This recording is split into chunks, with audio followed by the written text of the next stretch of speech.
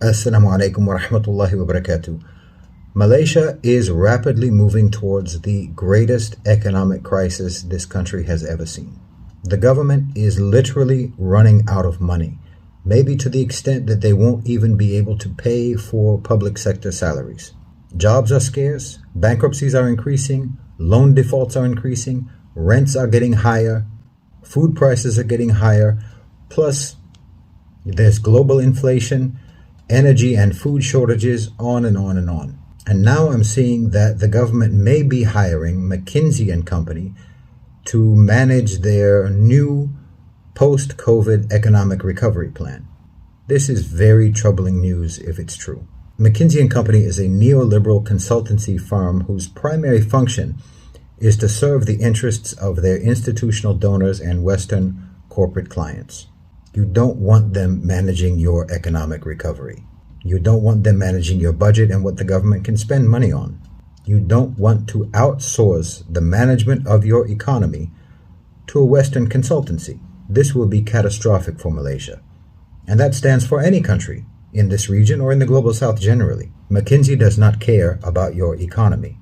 They care about making money for themselves and their corporate clients and their financiers. How do you think the EU got into the mess that they're in economically? They outsourced a significant portion of their economic management to consultancy firms just like McKinsey. So I guarantee you, if the Malaysian government is low on cash, McKinsey will recommend taking out loans from the IMF, which will essentially surrender your economic sovereignty to the IMF for decades to come. Now, I'm not partisan. I don't support or favor or oppose any of the political parties in Malaysia. I don't care who prevails in the upcoming general election. But all I can say is that I pray that whoever wins, they recognize that we are undergoing a massive transformation in the global order. The dynamics of power are shifting. The way the global economy operates is changing.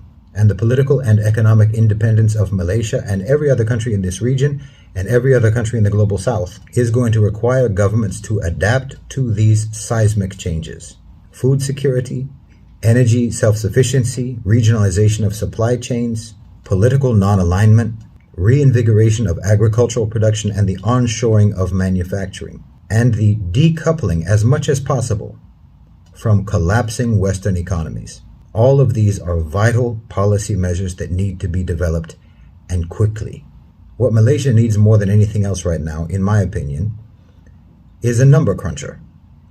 Someone who can make a comprehensive study of all available resources and figure out how to make them stretch as far as possible and how to develop new resources. Someone who can do the tedious, boring work of budget analysis and who can meticulously balance expenses against revenues for the purpose of enhancing Malaysia's self-sufficiency.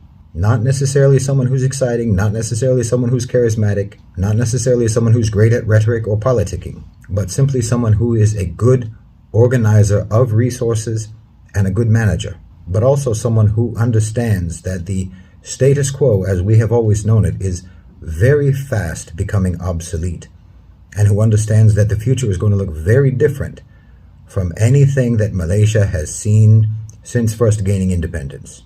The decisions made over the next 12 months will have repercussions for the next 30 years. If they're the right decisions, Malaysia will be able to take advantage of the major geopolitical and economic changes in the global order.